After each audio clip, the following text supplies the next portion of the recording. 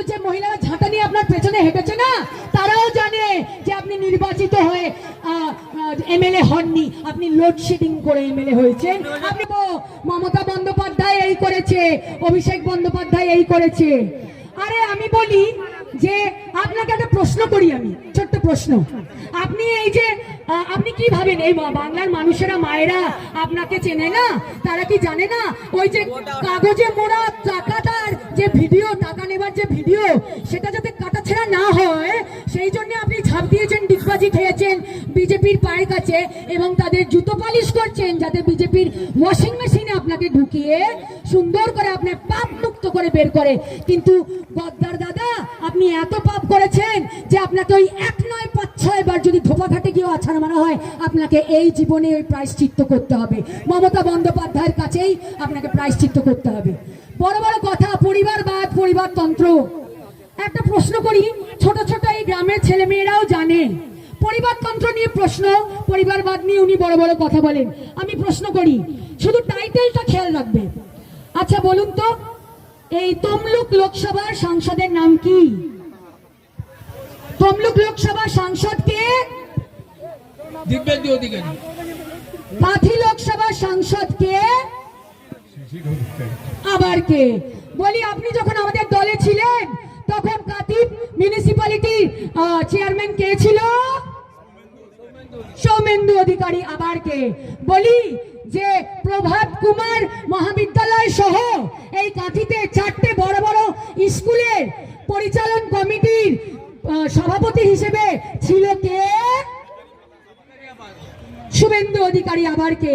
কাঁথি উন্নয়ন পর্ষদের চেয়ারম্যান ছিল কে?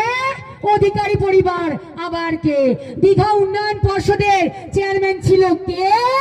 অধিকারী পরিবার। আবার কে?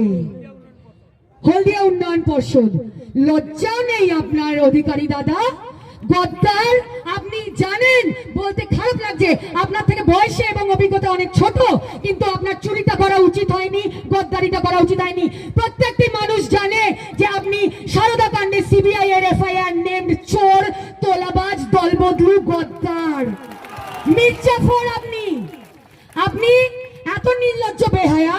আপনি এই বাংলার মানুষের ভোটে জিতে, এই মেদিনীপুরের মানুষের ভোটে জিতে, এই কাঁথির মানুষের ভোটে জিতে আপনি দিল্লির দালালি করছেন। আপনি আপনার রাজনৈতিক পিতা যারা নরেন্দ্র মোদী, পিএম নরেন্দ্র মোদী এবং অমিত শাহের মতো, আপনিও বাংলা বিরোধী, আপনিও বাঙালি বিরোধী। যখন নরেন্দ্র মোদী যেমন চা বিক্রি করতে করতে আজকে দেশটা বিক্রি করতে চলেছে, সেখানে যখন সারা ভারতবর্ষের মানুষ, সারা বাংলার মানুষ নরেন্দ্র মোদীকে বলছে যে Narendra Modi you put India on sale, তখন আপনি এখানে লাফাতে লাফাতে নির্লজ্জ দলবদলুর মতো বলছে don't touch my body, I am male. লজ্জা হওয়া উচিত আপনার লজ্জা হওয়া উচিত। যাই হোক, আমার খারাপ লাগে মেসোমশাইয়ের জন্য। মেসোমশাই মানে আমি ওনার পিতার কথা বলছি, উনিও একজন সিনিয়র মানুষ। উনি ওনার ছেলেকে নিয়ে কত স্বপ্নই না দেখেছিলেন, কিন্তু কি করা যাবে, যেদিন থেকে শুভেন্দু অধিকারী জননেত্রী মমতা বন্দ্যোপাধ্যায়ের সাথে বেইমানি করলো, সেই দিন থেকে শুভেন্দু শব্দের অর্থ আর মির্জাফর শব্দের অর্থ সমার্থক হয়ে গেল। যেমন মুসলিম পরিবারে ছেলে জন্মালে তার নাম মির্জাফর রাখা হয় না, বাঙালি পরিবারে ছেলে জন্মালে তার নাম শুভেন্দু রাখা হয় না। এর চেয়ে বেশি আর কিছু আমি বলতে চাই না আপনার ব্যাপারে। আমি বলবো যে বাংলার মানুষকে এটা চিন্তা করতে হবে যে আজকে অনেক মানুষই তো, আমরাই তো তাদেরকে ভোট দিয়ে, আমরা মানে আমি আমাদের বলছি না, আমি বলছি ঝাঁটা নিয়ে যে মায়েরা, যে দিদিরা শুভেন্দু অধিকারীর পেছনে হেঁটেছিলেন আপনারা, আমি আপনাদের বলছি, আমি যদি ধরে নিই যে আপনি বিজেপির সমর্থক, তাহলে তো আপনি বিজেপিকে ভোটটা দিয়েছিলেন, তাহলে আপনার 100 দিনের কাজের টাকাটা কেন আটকে রাখলো? আপনার কেন আবাসের টাকাটা দিল না? এই প্রশ্ন আপনাকে আমি করছি, এর উত্তর কি দিতে পারবেন? এটা আমাদের মাথায় রাখতে হবে। মায়েরা, দাদারা, দিদিরা, প্রত্যেককে বলছি এটা মাথায় রাখতে হবে যে এই নির্লজ্জ বেহায়া দল, বিজেপি স্বৈরাচারী দলটা যবে থেকে সরকার গঠন করেছে, মিথ্যাচার মিথ্যাচার মিথ্যাচার করে গেছে।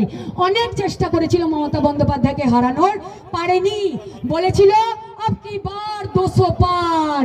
গণতান্ত্রিক চর খেয়ে তারা রাজনৈতিক ভাবে উড়ে পড়ে তাকে দুটো জোড়া ফুল নিয়ে গুজরাটে হলো পগার পার। আরো হবে না। আমি বলি আজকে বাংলার মানুষকে এটা চিন্তা করতে হবে, ভাবতে হবে যে আগে ছোটবেলায় যখন আমরা দেখতাম বাবাকে মাকে, আমরা কি দেখতাম? আমরা দেখতাম একটা বড় বাজারের থলে নিয়ে, খালি বাজারের থলে নিয়ে, পকেটে কয়েকটা টাকা নিয়ে তারা বাজার করতে যাচ্ছে। আর এই সরকার আসার পর থেকে এমন মূল্য বৃদ্ধি করলো, আজকে ডেটে আমরা দেখি ওই ব্যাগটাই, বাজারের খালি ব্যাগটাতেই টাকা ভরে বাজারে গিয়ে পকেটে দুটো সজনের ডাঁটা নিয়ে ফিরছে। এমন মূল্য বৃদ্ধি হয়েছে।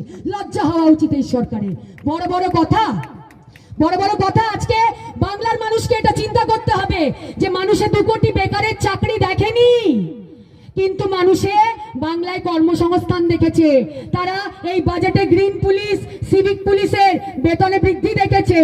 তারা আজকে বাংলার মানুষে কিন্তু 15 লক্ষ টাকা করে অ্যাকাউন্টে দেখেনি, কিন্তু তারা স্টুডেন্টস ক্রেডিট কার্ড দেখেছে, তারা 5 লক্ষ স্বাস্থ্য সাথীর কার্ড দেখেছে। ভাতের লড়াই করতে চাও? এই প্রশ্ন আমার তোমাদের কাছে রইল।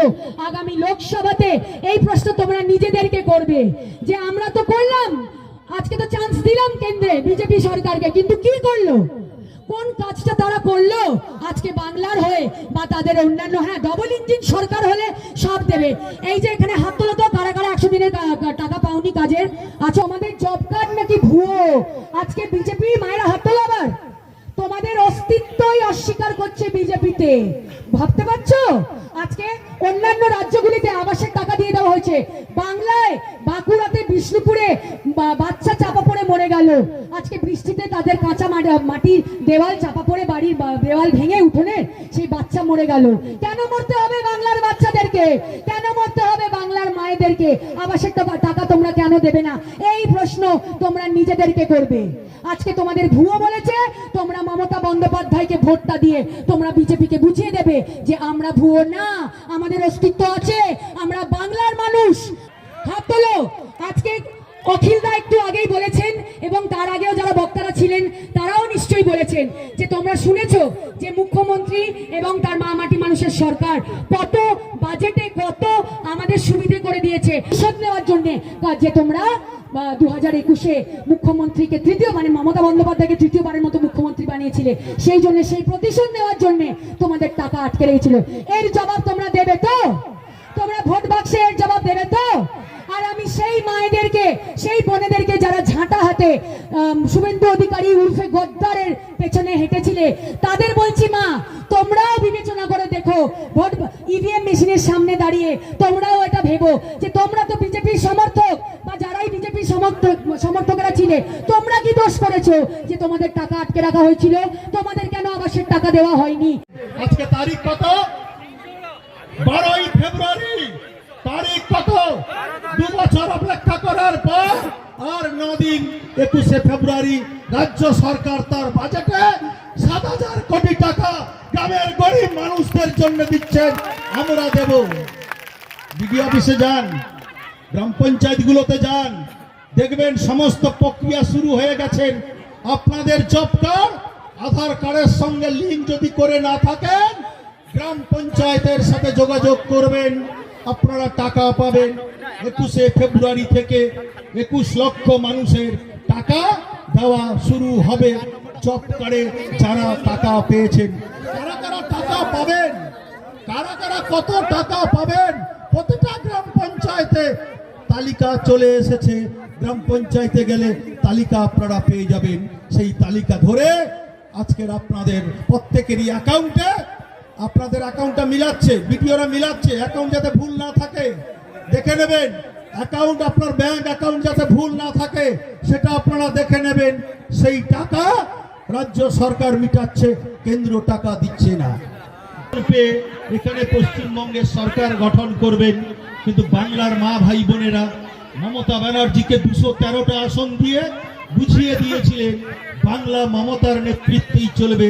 বাংলার 13 কোটি মানুষ মমতার দ্বারাই সুরক্ষিত, তাদের নেতৃত্বেই চলবে। তাই 213টা আসন পাওয়ার জন্য তারা আজকের প্রতিহিংসা পরায়ণ হয়ে আমাদের ভাতে মারার চেষ্টা করছে।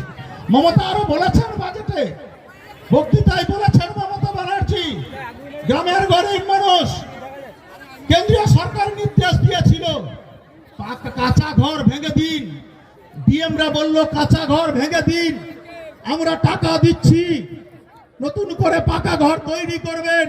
আবাস যোজনায় নাম ছিল কত মানুষের? 11 লক্ষ মানুষের নাম ছিল কাঁচা ঘর পশ্চিমবঙ্গের। আপনাদের এখানে ব্লকে ছিল।